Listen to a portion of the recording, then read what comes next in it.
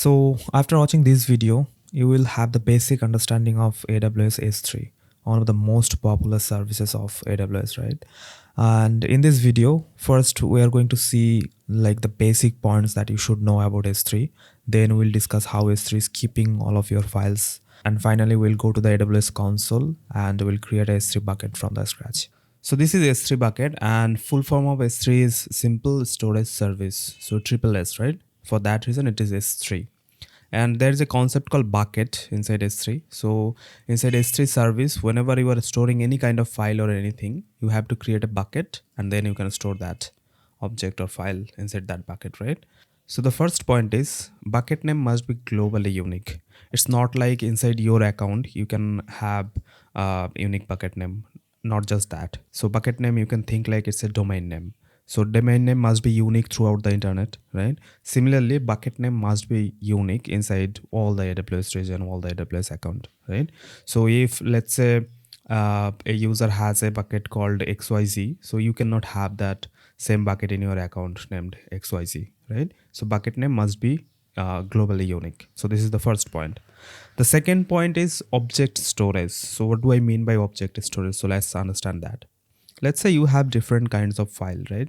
So you have a JPEG file, text file, MP4, docx. Now when you are storing this file into this S3 bucket, S3 does not know about anything about these files, right? It will treat all the files similarly, right? So to S3, all of these files are just simple object, simple binary object, nothing else.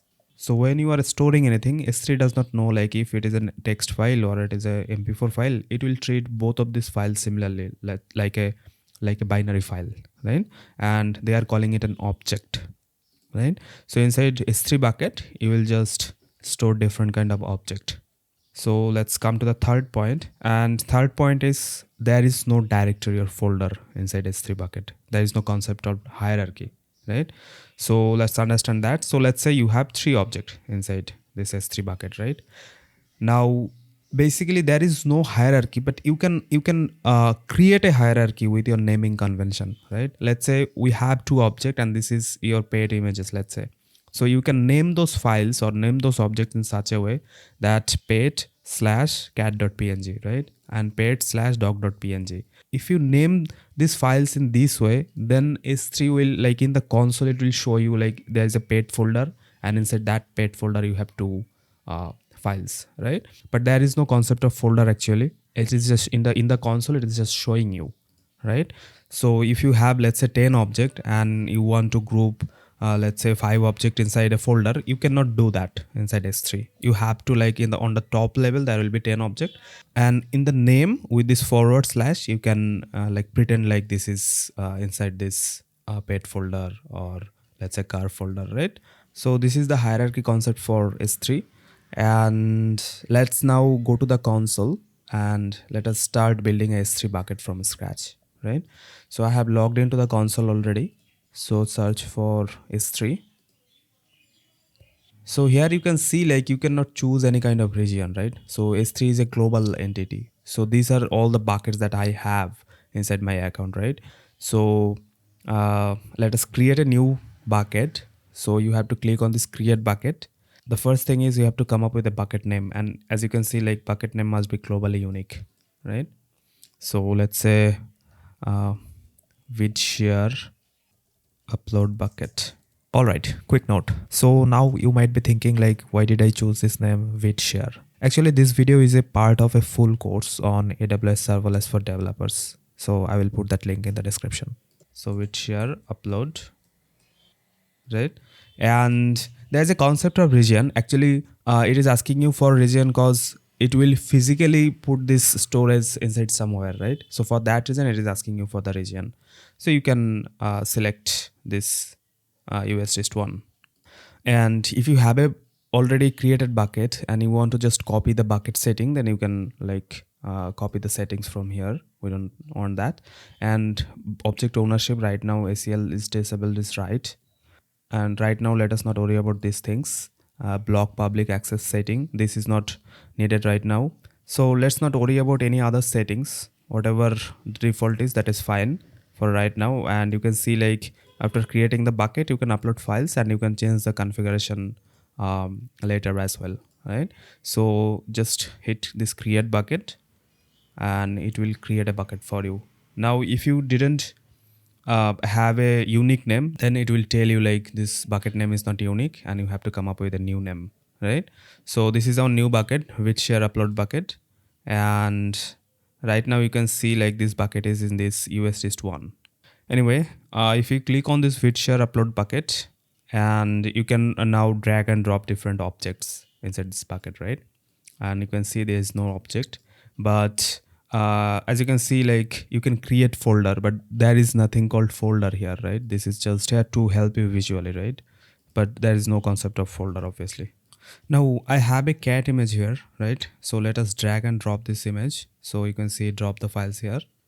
So it will first ask you like, do you want this name or not, right? You can change this name if you want. All right, and this is the destination it is showing you, and you can set all the permissions and properties from here as well. So it is, and it is showing you the file size as well, right? And from this screen you can select upload, right? So this will upload that file. So you can see this is the progress bar and it will be uploaded shortly. Okay, so the file is uploaded. So now you can see this cat.jpg, right? So if you click on this, you will be getting all the information about this object, right? So the first thing is the owner. So this is the account owner, right? Last modified size, type JPEG. Now from the file type, it is actually picking up the type, but S3 will treat it as an object, right? And this is the S3 URI. So this is the unique URI for this object. So this is globally unique, this URI, right? And also every object will be having a ARN. So this is the ARN for that object, right? And entity tag is right now not important, and this is the object URL. So if this is a public bucket, like if you open this bucket to public internet, then with this URL you will be able to actually see this image or download this image. So now if I click on this, you will see like access denied, right? Because publicly this bucket is not accessible for that. So let me go back, and object management overview is not important right now. And so yeah, this is the basic information, and this is called a key, right? So whenever you are storing any object inside the bucket, there will be a key. So if I let's say upload this same image, let us delete this image first. So I can select this and hit delete, and to delete an image you have to write this permanently delete in this box, right? So delete object, and it is deleted. Now let us create a new folder, right? So let me go back to the bucket and create folder, and now let us call this folder pet, right? And you can see the folder names can contain the slashes. All right, so you have a pet folder. Now inside this pet folder, let us upload this image, the same image, and hit upload. In progress. So it's been uploaded, right? Now if I click on this picture and open the details, so now in the key you can see this pet/cat.jpg, because this you have uploaded this cat.jpg inside a pet folder, right? Now the full URI would be the bucket and then this pet and the cat.jpg.